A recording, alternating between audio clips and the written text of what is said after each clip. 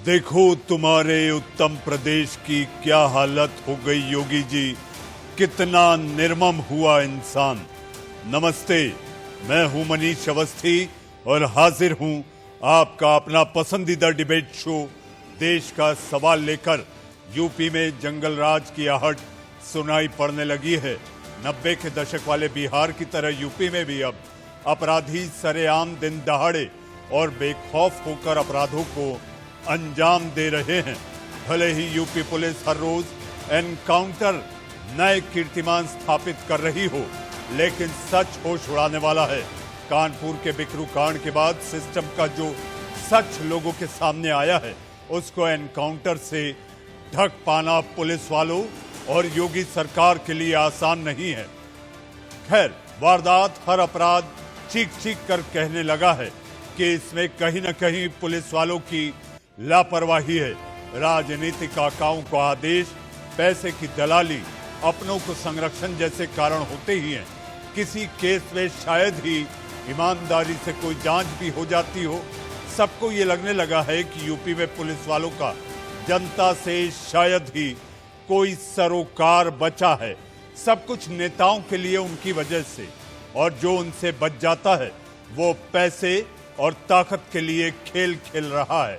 अब यही धंधा सिस्टम बन गया है, जिससे अपराधियों में खौफ खत्म होता जा रहा है।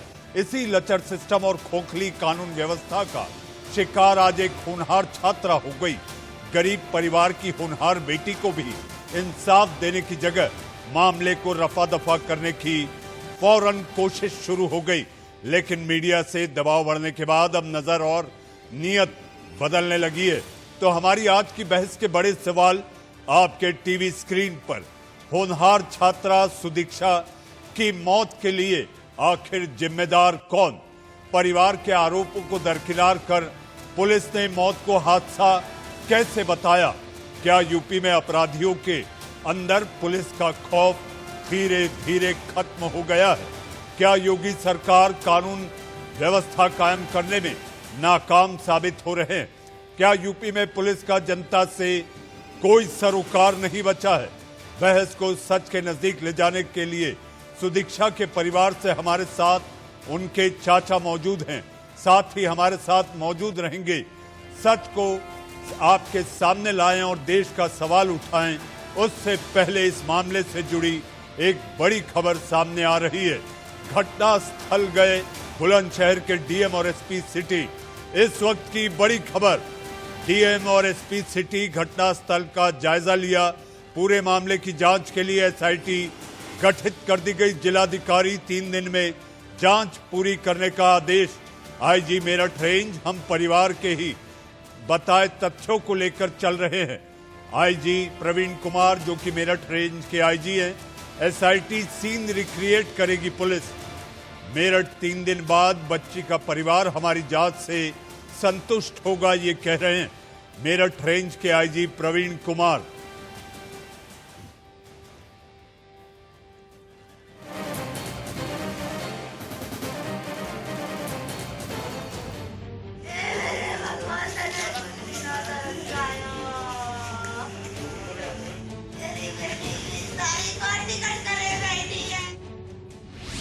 दिल्ली से महज कुछ दूरी पर मनचलों ने ली होनहार लड़की की जान।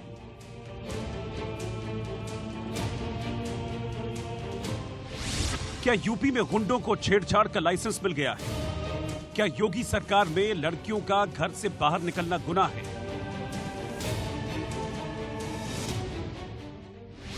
क्या मनचलों के आगे यूपी पुलिस बेबस हो गई है? वो घर से निकली थी, लेकिन बीच राह में बदमाशों की शिकार बन गई। सड़क पर घूमते हैवानों ने एक होनहार लड़की की जिंदगी छीन ली। गौतम बुद्ध नगर की रहने वाली सुदीक्षा भाटी के साथ छेड़छाड़ की खौफनाक कहानी ने हर तरफ सनसनी फैला दी है। सवालों के घेरे में यूपी की कानून व्यवस्था है, क्योंकि यहाँ बदमाश बेलगाम हैं और छेड़खानी खुलेआम हो रही है। सुदीक्षा भाटी की मौत ने यूपी पुलिस के बड़े बड़े दावों की असलियत को उजागर कर दिया है। अमेरिका के बॉब्सन कॉलेज में पढ़ने वाली गौतम बुद्ध नगर के दादरी की होनहार छात्रा सुदीक्षा भाटी की सोमवार को बुलंदशहर में एक सड़क हादसे में मौत हो गई। इंटरमीडिएट में जिला टॉपर सुदीक्षा अपने चाचा के साथ अपने मामा के घर औरंगाबाद जा रही थी। इसी दौरान दो युवकों ने सुदीक्षा से छेड़छाड़ शुरू कर दी। तभी बुलंदशहर औरंगाबाद रोड पर उनकी बाइक अनियंत्रित होकर सड़क पर जा गिरी और होनहार छात्रा की मौत हो गई। एक लड़की अपने चाचा के साथ अपने मामा के गांव जा रही थी। रास्ते में उसका एक्सीडेंट हो गया। एक बुलेट मोटरसाइकिल से उसके मोटरसाइकिल की टक्कर हो गई और जिसमें सुदीक्षा की दर्दनाक परिस्थितियों में मौत हो गई। अभियोग पंजीकृत कर लिया गया है और जो मोटरसाइकिल वाला था जिससे एक्सीडेंट हुआ है उसकी तलाश की जा रही है, विवेचना की जा रही है। सुदीक्षा भाटी के परिवार वालों का आरोप है कि जब बाइक से वो औरंगाबाद जा रहे थे तब उनकी बाइक का बुलेट सवार दो युवकों ने पीछा किया। कभी युवक अपनी बुलेट को आगे निकालते तो कभी स्टंट करने लगते। अचानक बुलेट सवार युवकों ने ब्रेक लगा दिया। इससे उनकी बाइक अनियंत्रित होकर सड़क पर गिर गई। इस हादसे में सुदीक्षा भाटी की मौत हो गई। बुलेट बाइक थी जो बताया है वो 2-3 किलोमीटर, लगभग 2 किलोमीटर हो, 2.5 हो, 3 हो, मैं नहीं कह सकता, जैसे बताया गया है। उनने 2-3 बार बाइक आगे पीछे करी है। इनने बाइक स्लो भी कर ली है। एक जगह इनने बाइक 2 मिनट के लिए रोक भी ली है। बोलो गिरा टल जाएगी, सोचा निकल गए होंगे, फिर ये चल दिए। थोड़ी दूरी पे चल के, आधा किलोमीटर दूरी पे चल के वो बाइक फिर मिली, फिर ये आगे निकल गए। फिर उनने स्पीड से बाइक दौड़ाई है। इनके आगे कट मार के ब्रेक मारा। ब्रेक मार के जैसे इनने ब्रेक मारे ये गिरे, वो सीधे भाग गए हैं। सुदीक्षा तो इस दुनिया को अलविदा कह गई, लेकिन अपने पीछे कई सवाल छोड़ गई। प्राइमरी से अमेरिका तक का सफर करने वाली गौतम बुद्ध नगर के दादरी तहसील की रहने वाली सुदीक्षा बेहद गरीब परिवार से ताल्लुक रखती है। सुदीक्षा के पिता ढाबा चलाते हैं। सुदीक्षा की मेहनत और लगन से उनके घर की हर तकलीफ, हर दुख जल्द खत्म होने वाले थे, लेकिन अब उस घर पर जैसे दुखों का पहाड़ टूट पड़ा है।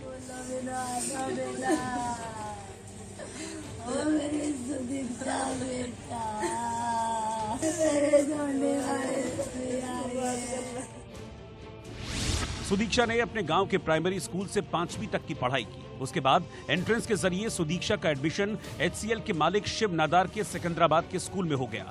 सुदीक्षा ने 12वीं में बुलंदशहर टॉप किया और इसके बाद उच्च शिक्षा के लिए उनका चयन अमेरिका के बॉब्सन कॉलेज में हुआ। पढ़ाई के लिए सुदीक्षा को 3 करोड़ 80 लाख की स्कॉलरशिप दी गई।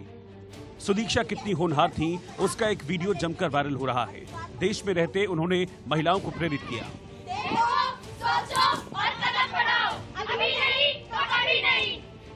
उसकी टीसी लेने के लिए जा रहे थे तो रास्ते में बीच में हम जाते तरफ तो हमने बुलंदशहर पार करा तो चौराया सब कोई गांव है ऐसे ही। उसके पास से बाइक एक बुलेट थी, तो बुलेट ने कई बार हमको ओवरटेक करा, फिर ऐसे घुमाया इधर उधर को घुमाया। हमने फॉर और धीमी कर ली, स्टड से मारने लगा। वो स्टड मारने के बाद में हमने धीमी करी अपनी बाइक, फिर भी उसने और आगे से जाकर फिर एकदम हमारे आगे एकदम ब्रेक मार दी। ब्रेक मारने के बाद में भी हमारी बाइक एकदम कंट्रोल से हो, उसमें ज़्यादा सीधी टक्कर लगी। सीधी टक्कर लगते ही मैं ऐसे ही गिर गया हूँ और मेरी भतीजी पीछे गिरी उस सर्स के। देश का नाम रोशन करने वाली सुदीक्षा भाटी की मौत पर पुलिस चुप्पी साधे हुए है। कहता है बाबुलो मेरी बिटिया, तू तो है मेरे जिगर की चिट्ठिया। जी आप सुन रहे थे सुदीक्षा के पिता को।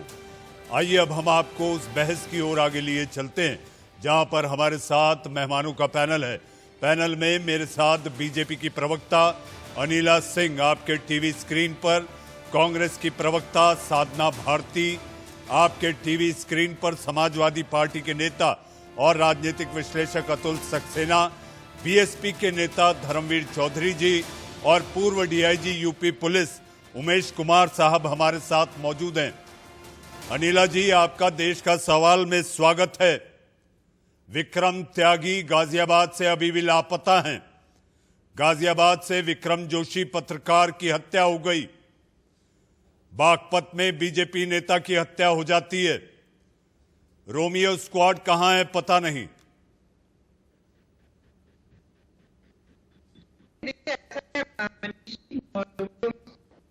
कर रहा है और पुलिस भी काम कर रही है। ये जो घटना हुई जिसमें हमने एक होनहार बच्ची को खोया है, तो ये केवल एक परिवार की क्षति या एक जिले या गांव या एक राज्य की क्षति नहीं, पूरे भारतवर्ष की है। पूरे भारतवर्ष ने एक टैलेंटेड बच्ची को खोया है। तो यहाँ पर जितना दुख मुझे है, आपको है, सबको है। जितना परिवार को है वो तो दुख हमारे ऊपर उस प्रकार का तो पहाड़ नहीं टूटा है, पर परिवार के ऊपर जरूर टूटा है। पर यहाँ पर मैं केवल और केवल ये कहना चाहती हूँ, मुझे समझ में नहीं आ रहा है कि क्यों इसके ऊपर राजनीति हो रही है। क्या सरकार कहीं से अपने पैर पीछे हटा रही है? बिल्कुल नहीं हटा रही है। ये कहा जा रहा है कि मनचलों की वजह से ये एक्सीडेंट हुआ। अगर मनचलों की वजह से एक्सीडेंट होता है तो क्या हम आरोपियों को छोड़ देंगे? पर हाँ, ये भी सोचने का विषय है कि काश मोटरसाइकिल पर अगर जो मोटरसाइकिल जो चला रहे थे और वो जो बच्ची है हेलमेट पहने हुए होती तो एक्सीडेंट भी होता, पर वो हमारे बीच में होती। जिनकी जो परिवार वाले कह रहे हैं कि ये मनचलों के कारण ये एक्सीडेंट हुआ है, तो बिल्कुल इन्वेस्टिगेशन हो रहा है, छोड़े नहीं जाएंगे, पकड़े जाएंगे, आज नहीं तो कल बिल्कुल पकड़े जाएंगे। परंतु इसको जो राजनीतिक जामा पहनाया जा रहा है और ये कहा जा रहा है कि ट्रिपलिंग अगर बैठ रहे हैं मोटरसाइकिल पे तो भी ठीक है, हेलमेट नहीं भी लगाया तो भी ठीक है, मुझे केवल और केवल उस चीज से आपत्ति है। एक गलत के लिए आप दूसरा गलत नहीं ठीक ठहरा सकते हैं। काश हेलमेट पहना होता बच्ची ने तो आज वो हमारे बीच में होती। और इन्वेस्टिगेशन हो रही है मनीष जी, और अगर ये मुद्दा वाकई में मनचलों की वजह से ये दुर्घटना हुई है तो वो बिल्कुल बचेंगे नहीं। अनिला जी, टॉपर बिटिया, होनहार बिटिया थी, प्रतिभावान थी, उससे यूएस से 3.80 यानी कि 3,80,00,000 की स्कॉलरशिप एक गरीब परिवार से बेटी थी। हमारे साथ साधना भारती हैं, कांग्रेस की प्रवक्ता। आपको क्या लगता है साधना जी, कौन है इस टॉपर का गुनहगार? देखिए, सबसे पहले तो मैं क्योंकि आज राहत इंदौरी जी का निधन हुआ है, उनको श्रद्धांजलि अर्पित करती हूं और अब आपकी डिबेट का जवाब देती हूं।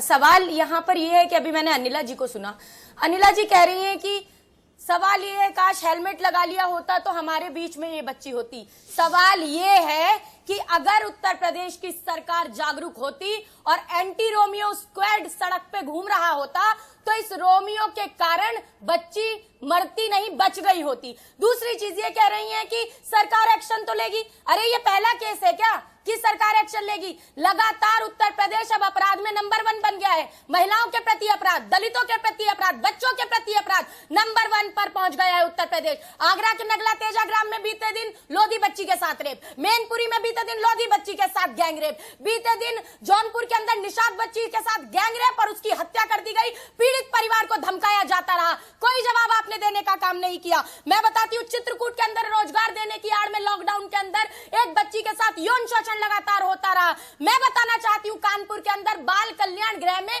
गर्भवती पाई गई किशोरियां। आप कह रही हैं कि अरे सरकार काम कर रही है, इसे राजनीतिक जामा क्यों पहनाया जा रहा है? राजनीतिक जामा हम नहीं पहना रहे, हम सवाल पूछ रहे हैं कि आप एंटी रोमियो स्क्वाड लेकर आए, आपने बेटी बचाओ बेटी पढ़ाओ का नारा लगाया, लेकिन आपने कुलदीप सेंगर जैसे विधायक दिए, चिन्मयानंद जैसे केंद्रीय गृह राज्य मंत्री दिए। आज सरकार से सवाल पूछा जाएगा और अनिला जी आपको जवाब देना होगा। मैं दुख जाहिर करती हूँ आपकी इस बात पर कि आप कहती हैं कि हेलमेट लगाने की वजह से शायद बच्ची बच जाती। ये कहिए कि अगर हमारी रोमियो एंटी रोमियो स्क्वाड अगर हमारी सही तरीके से काम करती तो शायद ये बच्ची बच जाती। अरे नारी परामर्श में मंत्री, गृह कार्य में दासी, धर्म कार्य में धर्मपत्नी और स्नेह करते हुए माता विलास में रंभा और पीड़ा में मित्र का स्थान रखती है। साधना भारती, अनिला जी से जवाब ले लेते हैं, फिर मैं दूसरे मेहमानों की ओर चलूं।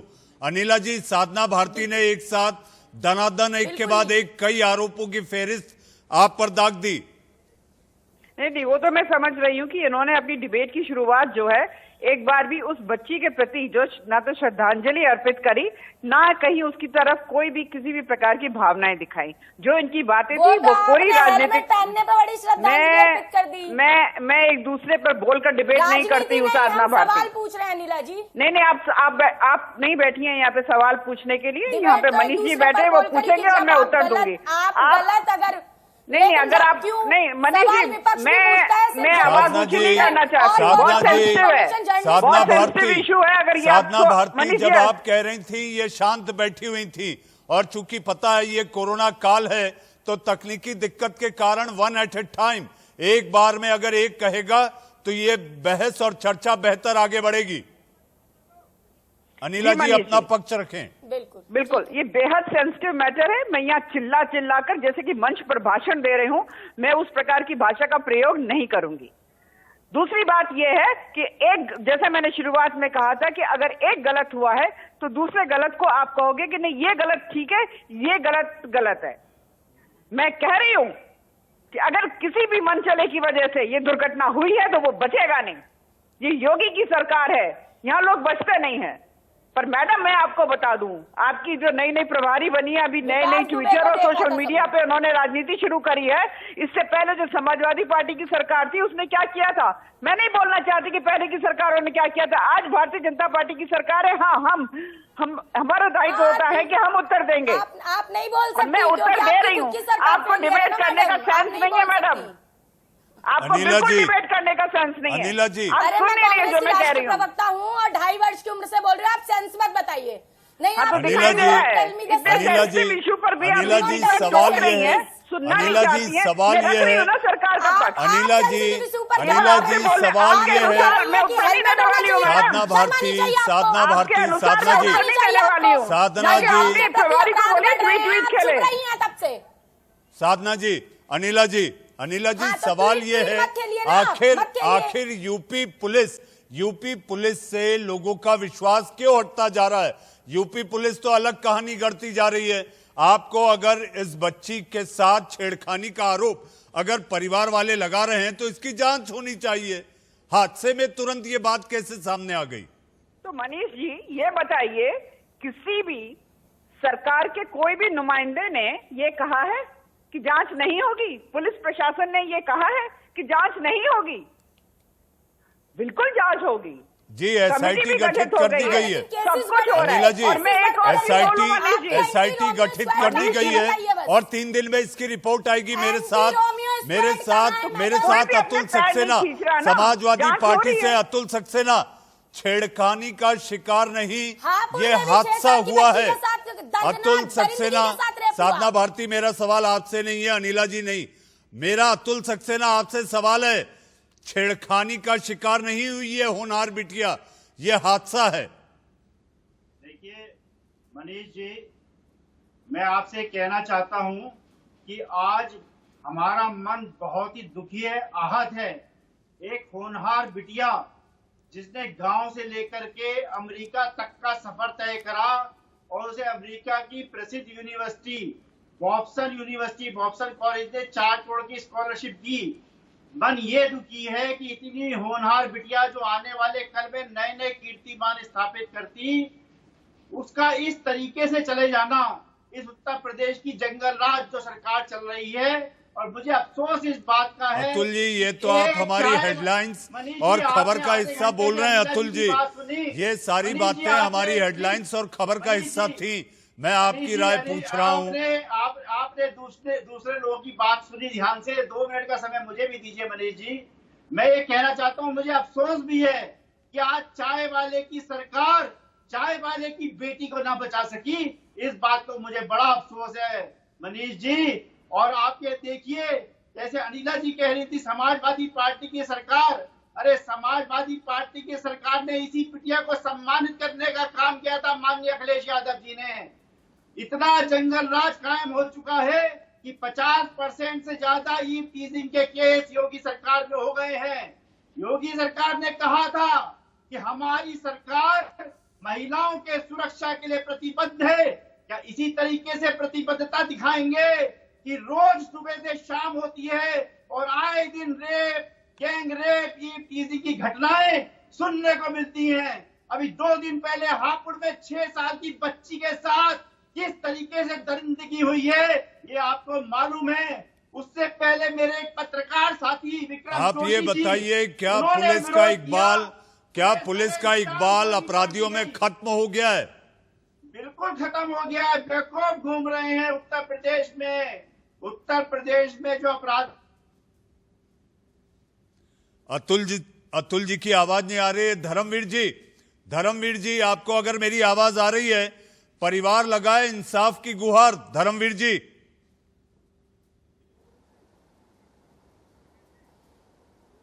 जी मनीष जी, परिवार लगाए इंसाफ की गुहार। आपको मनीष जी, अब मनीष जी, इस परिवार के इंसाफ की गुहार कौन लगाएगा? जब रक्षक ही भक्षक बन जाएंगे और सरकार कान में तेल डाल करके सो जाएगी, अपराधी तांडव करेंगे सड़कों पर उतर करके, तो कौन बचाएगा, कौन इंसाफ देगा?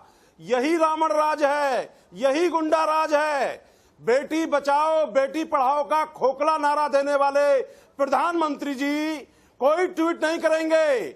उत्तर प्रदेश के मुखिया योगी आदित्यनाथ खुद एक बहुत बड़े अपराधी हैं, उनके ऊपर खुद आपराधिक मुकदमे दर्ज हैं। ये सरकार अपराधियों को बचाने का काम करती है, उनको महिमा मंडित करने का काम करती है। 35% से ज्यादा बीजेपी के सांसद संगीन अपराधों में लिप्त हैं, इनके डिप्टी सीएम के ऊपर आपराधिक मुकदमे दर्ज हैं। आज बागपत में जो इनके नेता की हत्या हुई है, उसी बागपत की जेल में एक बदमाश मारा जाता है, और जहां पर आज एक बेटी, होनहार बेटी की हत्या हुई है, उसी की सड़कों पर, उसी जनपद की सड़कों पर एक पुलिस वाला मारा जाता है।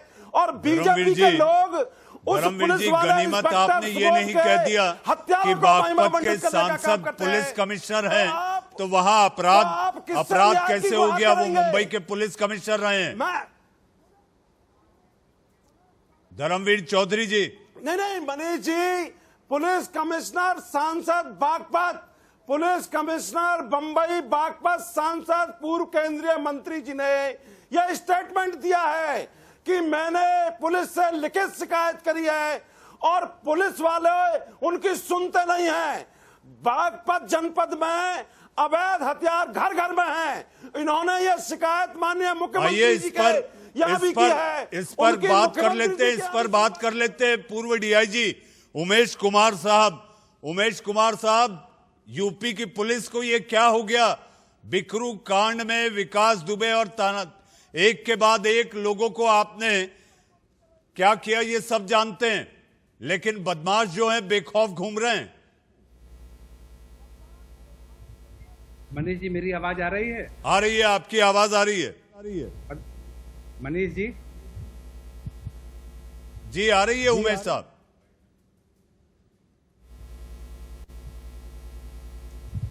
उमेश जी आपको मेरी आवाज आ रही है? नहीं, मेरी आवाज मनीष जी आपको आ रही है? आ रही है। आप कहें, अपना पक्ष रखें आप। हेलो उमेश जी, आपकी आवाज आ रही है? उमेश जी से संपर्क नहीं हो पा रहा। हमारे साथ और भी मेहमान बने हुए हैं, उन्हीं से सवाल लेते हैं। अनिला जी, क्या पुलिस का खौफ जो है वो अपराधियों से खत्म हो गया है यूपी में? ऐसा है कि पुलिस का खौफ अगर अपराधियों में खत्म हो जाएगा ना, तो फिर मैं और आप बिल्कुल भी घर के अंदर चैन से नहीं बैठ पाएंगे। पुलिस को पल में तो आप लोग बिल्कुल पलकों पे, आपसे मेरा मतलब ये है कि जो अभी ये जो राजनीतिक दल के प्रवक्ता लोग भी बैठे हैं या और लोग भी हैं, कि पल में तो आप पलकों पे बैठा लेते हैं, फूल माला हार पूरा पहनाते हैं, और पल में पुलिस को आप गालियां सुनाना शुरू कर देते हैं।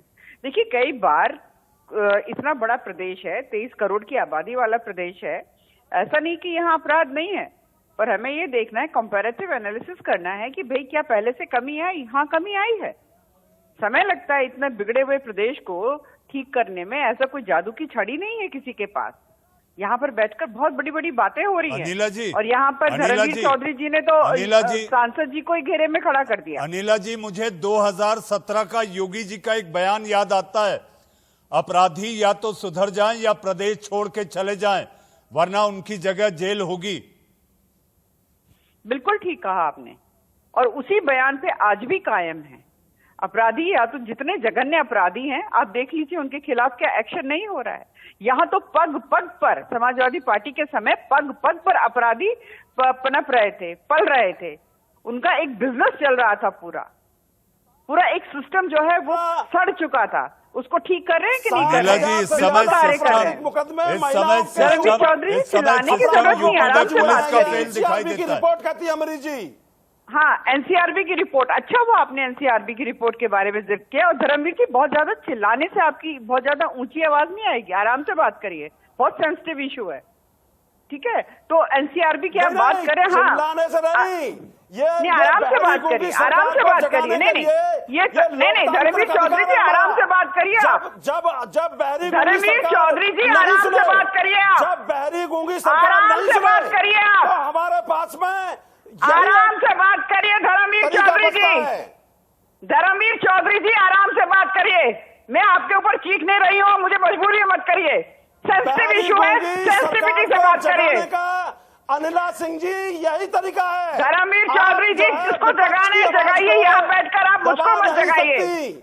धर्मवीर चौधरी जी यहाँ बैठकर मुझको मत जगाइए, मैं जागृत हूँ। साधना मुझे भारती कुछ सिखाने का कहना प्रयास चाहती मत है। करिए। साधना भारती कुछ कहना चाहती है। साधना भारती, साधना भारती, अनिला जी, साधना भारती कुछ कहना चाहती है। साधना भारती, तो मुझे साधना भारती, आवश्यक मत करिए। साधना भारती, साधना भारती पुलिस कह रही है। मैं यही कहना चाह रही हूँ, मुझे ये भी पता है। सवाल ऊंची मत करिए आप। धर्मवीर जी, धर्मवीर चौधरी जी अपनी आवाज को काम करके बात करिए। धर्मवीर जी, मैंने पहले आपसे कहा है, इस पूरे पैनल से मैंने पहले कह दिया है कि तकनीकी, आप समझिए कि इस समय कोई भी गेस्ट स्टूडियो में नहीं है। कोरोना संक्रमण के कारण आप लोग अलग अलग जगह बैठे हैं, तो तकनीकी तौर पर अगर एक समय बोलेगा तो वो सवाल आप अपने दिमाग में रखें, जहन में रखें और फिर चर्चा करें। आप लोग अलग अलग जगह बैठे हैं। कोरोना संक्रमण काल में कोई भी मेहमान हमारे स्टूडियो में इस वक्त नहीं है। साधना भारती जी देखिए, ये अनिला जी बार बार एक चीज कह रही हैं कि बहुत सेंसिटिव इशू है, सेंसिटिव इशू है। अरे ये सेंसिटिव इशू है, इसीलिए लोग चिल्ला रहे हैं, लोग चीख रहे हैं, क्योंकि ये सेंसिटिव इशू पहला नहीं है उत्तर प्रदेश में। उत्तर प्रदेश में अभी मैं बता रही हूँ, बुलंदशहर से लगता है हापुड़, वहां 6 साल की बच्ची को बाइक सवार दिन दहाड़े अगवा करके ले जाते हैं, उसके साथ निर्भया जैसी दरिंदगी करते हैं, और उसके बाद लोग चीख रहे हैं, पुकार रहे हैं। आप बस ये कहते हैं नहीं नहीं, इन्होंने कहा है कि अपराधी या तो भाग जाएंगे या तो सुधर जाएंगे। ना तो अपराधी सुधर रहे हैं, ना अपराधी भाग रहे हैं। उत्तर प्रदेश में लगातार अपराधी अपराध कर रहे हैं, खादी और खाकी के गठजोड़ से अपराध कर रहे हैं। इसीलिए खाकी भी इसके लिए जिम्मेदार है और खादी भी इसके लिए जिम्मेदार है। और योगी आदित्यनाथ जी बेटी बचाओ बेटी पढ़ाओ की बात करते थे, किससे बेटियां बचाएं अनिला जी? कुलदीप सेंगर से बचाएं या चिन्मयानंद से बचाएं, या आपके उत्तर प्रदेश में जो अपराधी आपके नाक के नीचे पल रहे हैं उनसे बचाएं? तो जवाब तो आपको देना पड़ेगा। हम सवाल साधना भारती, साधना भारती, साधना भारती, अनिला सिंह जी, मुझे इस वक्त हेडलाइंस पढ़नी है, मुझे इस वक्त हेडलाइंस पढ़नी है और हमारे देश का सवाल अब भी जारी है। जी हाँ, वक्त हो चला है इससे पहले कि मैं अपने देश के सवाल की बहस को आगे बढ़ाऊं, इस वक्त आ रही है बुलंदशहर मामले में एक बड़ी खबर एनसीडब्ल्यू यानी राष्ट्रीय महिला आयोग ने लिया है इस बात का संज्ञान। बुलंदशहर मामले में एनसीडब्ल्यू यूपी के डीजीपी को लिखी चिट्ठी, मामले की पूरी पारदर्शिता के साथ हो जांच, सीसीटीवी फुटेज चेक कर मामले की जांच हो। इस वक्त की बड़ी खबर, सबसे बड़ी खबर बुलंदशहर मामले में एनसीडब्ल्यू ने मांगा जवाब, पुलिस को लिखी चिट्ठी।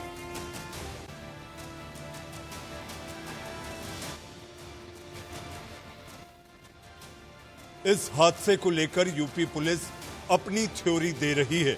ऐसे में आखिर हुआ क्या था, सच क्या है, ये बताने और समझाने के लिए इस वक्त मेरे साथ प्यारी सुदीक्षा के चाचा मौजूद हैं। मेरे साथ उनके चाचा से मेरा पहला सवाल आपसे है।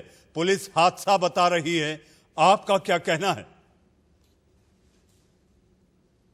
इसमें ये कमेंट जो करते हैं वो बाइक से इधर उधर वो कमेंट जो होती हैं, ये बदतमीजी अगर जो होती है, इससे अगर कोई हादसा होता है तो इसे क्या नॉर्मल हादसा बोला जाएगा क्या इसको? पुलिस ने इस मामले में एसआईटी गठित कर दी है। आपको क्या लगता है, सच सामने आ जाएगा?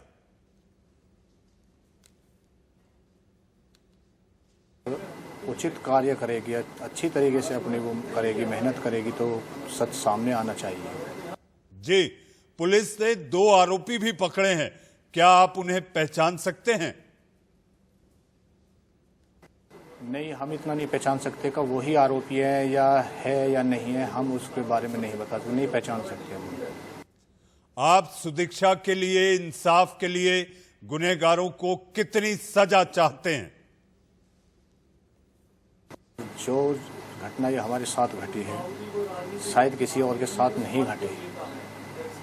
इस घटना को लेके भी हम बहुत दुख हैं और उन आरोपियों के ऊपर सख्त से सख्त कार्रवाई की जाए। अनिला जी हाँ, मेरे साथ मेहमान बने हैं, आप थे सुदीक्षा के चाचा जो कह रहे थे कि सख्त से सख्त सजा हो। सुदीक्षा का परिवार इंसाफ की पुकार। अनिला जी,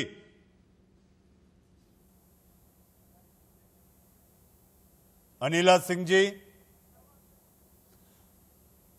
मेरे साथ उमेश कुमार साहब। उमेश जी, आपको मेरी आवाज आ रही है?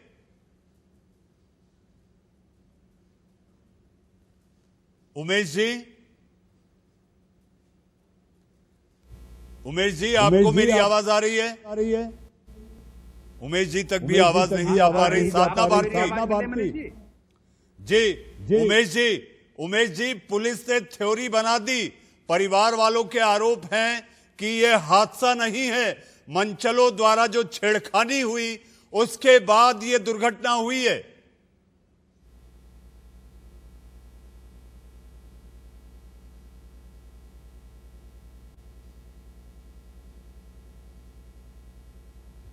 मनीष जी, मेरी आवाज आ रही है? जी, आपकी आवाज आ रही है, आप जवाब दें। आवाज आ रही है मनीष जी? जी, आपकी आवाज आ रही है उमेश जी। सुदीक्षा के बारे में जैसा मैंने भी टीवी में देखा और जानकारी में आया कि एक मोटरसाइकिल पे जा रही थी और उसमें इसकी मृत्यु हुई। परिवार वालों का जो आरोप है कि चलते इसकी मृत्यु हुई है। अगर ये परिवार वालों का आरोप है तो निश्चित रूप से इसकी एक जांच होनी चाहिए और जैसा आप ही बता रहे हैं कि राज्य सरकार ने एक एसआईटी गठित की है, उस जांच से दूध का दूध पानी का पानी हो जाएगा कि इसकी मृत्यु एक हादसा थी या किसी कारणवश इसकी मृत्यु हुई। सुदीक्षा एक होनहार बच्ची थी, जैसा कि मैं सुन रहा हूं आपके माध्यम से और मैंने पढ़ा भी था। सुदीक्षा एक होनहार बच्ची थी, अमेरिका में इसको स्कॉलरशिप मिली थी और एक अच्छी स्कॉलरशिप मिली थी और अमेरिका में पढ़ रही थी। जी उमेश जी, अतुल सक्सेना जी, यूपी पुलिस को बदनाम करने की साजिश हो रही है, ये कहा जा रहा है। देखिए मनीष जी, सवाल ये नहीं है कि उत्तर प्रदेश की पुलिस को बदनाम करने की साजिश हो रही है। सवाल ये है कि उत्तर प्रदेश में लॉ एंड ऑर्डर जो है वो फेल हो चुका है। और वो फेल क्यों हो चुका है? क्योंकि सूबे का जो मुख्यमंत्री है वो खुद ही एक आपराधिक पृष्ठभूमि का व्यक्ति है। आप देखिए, जब से योगी सरकार सत्ता में आई है तब से ना जाने कितने, अभी अनिला जी कही थी कंपैरेटिव एनालिसिस करिए समाजवादी पार्टी की सरकार से।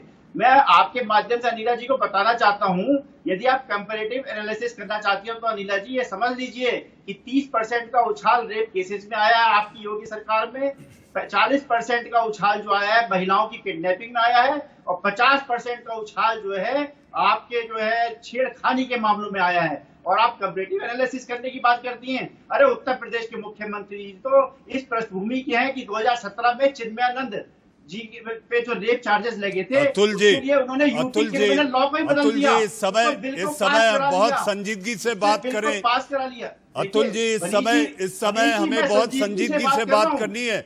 हमें बहुत संजीदगी से बात करनी है। गड़े मुर्दे उखाड़ने से पहले इस वक्त हमें आज के मुद्दे पर चर्चा करनी है। अतुल जी, ठीक है मनीष जी, यदि आज के मुद्दे आगे ना हो, यदि आज के इस तरीके के मुद्दे होना और बेटी आगे हमारी ना अपनी जान इस तरीके से मंचलों की वजह से गंवा पाए तो ठीक है, अच्छी बात है। आप राम मंदिर बन रहा है, बहुत अच्छी बात है। प्रधानमंत्री का विजिट हुआ, बहुत अच्छी बात है। परंतु आपको स्पेशल ट्रायल कोर्ट भी बनाने पड़ेंगे और पुलिस स्टेशन को भी जो है धर्मवीर चौधरी साहब, धर्मवीर जी, और इन मामलों को तेजी से निपटाते हुए धर्मवीर जी, इस समय यूपी में विपक्ष इस समय केवल और केवल सियासत कर रहा है। जो जिस तरह से बातें आ रही है कि यूपी पुलिस को बदनाम करने की साजिश हो रही है, आखिर जवाब मैं लूंगा अनिला जी से। आप अपनी बात रखें। पुलिस की थ्योरी ये कहती है कि ये हादसा है, मनचले तो थे ही नहीं। एक और थ्योरी सामने आई है जो मैं आप लोगों को बताता हूं। पुलिस कह रही है कि ये कहानी गढ़ी गई है सुदीक्षा के परिवार से। वो गाड़ी उस समय एक नाबालिग उसका भाई चला रहा था, चाचा नहीं। धर्मवीर चौधरी। मनीष जी, ये पुलिस इतनी निकम्मी है, उससे बड़ी निकम्मी ये उत्तर प्रदेश की सरकार है। पुलिस जो है कोई भी कहानी कर देगी। क्या सुदीक्षा जो एक होनहार देश की बेटी थी, धर्मवीर जी, कोई भी कहानी कर देगी, जांच करने से वापस कोई भी कहानी कर देगी। आपने कहा साधना भारती, लास्ट कमेंट, फिर मुझे अनिला जी के पास जाना है। साधना भारती, यूपी पुलिस कहानी गढ़ रही है या यही सच है? आपको क्या लगता है? देखिए, अगर किसी भी तरह की इस तरह की बात है कि कोई नाबालिग चला रहा था तो उसके लिए अलग चीज है, उस पर कार्रवाई होनी चाहिए, हम मना थोड़ी ना कर रहे हैं। लेकिन मंचलों की वजह से किए, कहते थे एंटी रोमियो स्क्वाड लेकर आए हैं हम। कहां गई एंटी रोमियो स्क्वाड? ये जो बाइक पे रोमियो आइए पूछ लेते हैं अनिला जी से, कहां गए एंटी रोमियो स्क्वाड? अनिला जी से पूछ लेते हैं। साधना जी, मेरे पास वक्त कम है, मेरे पास वक्त कम है। अनिला जी से आखिरी जवाब ले लेते हैं। अनिला जी, कहां है एंटी रोमियो स्क्वाड? कैसे बनेगा उत्तम प्रदेश अगर अपराध इस तरह से होते रहे? गाजियाबाद हो, नोएडा हो, बुलंदशहर हो, बागपत हो। देखिए मनीष जी, मुझे अच्छा लगा कि आज जो ये विरोधी दल है पूछ रहे हैं कि कहां गए एंटी रोमियो स्क्वाड। जब एंटी रोमियो स्क्वाड का गठन हुआ था तो यही लोग छाती पीट पीट कर चिल्ला रहे थे कि एंटी रोमियो स्क्वाड जो है वो तो भाई बहनों को उठाता है और अपनी जो पर्सनल राइवलरी है, किसी भी प्रकार की दुश्मनी है, वो निभाता है। और आज ये पूछ रहे हैं कि कहां गए एंटी रोमियो स्क्वाड? कहीं नहीं गए, बिल्कुल काम कर रहे हैं। और अगर ये जो जांच कमेटी बैठाई गई है, ये जांच में मनीष जी पाया जाता है कि मंचलों की वजह से अनिला जी, साधना भारती, साधना भारती, अनिला जी, साधना भारती, अनिला जी, मैं आपसे केवल एक ही बात कहना चाहूंगा। आज शायरी की दुनिया वीरान हो गई। ना मुशायरे में उनकी आवाज होगी, ना कवि सम्मेलन में आप उन्हें सुन पाएंगे। राहत इंदौरी साहब आज हमारे बीच नहीं है, लेकिन सियासत पर वो जो कटाक्ष करते थे, मैं उनके लिए आज उनके सम्मान में आज की इस बहस के मद्देनजर ये कहना चाहूंगा कि तुम्हें सियासत ने ये हक दिया है, तुम्हें सियासत ने ये हक दिया है, हरी जमीन को लाल कर दो। जरूर सोचिएगा। देश का सवाल में आप लोग जुड़े, आप सभी का बहुत बहुत धन्यवाद। अब वक्त हो चला है एक छोटे से ब्रेक।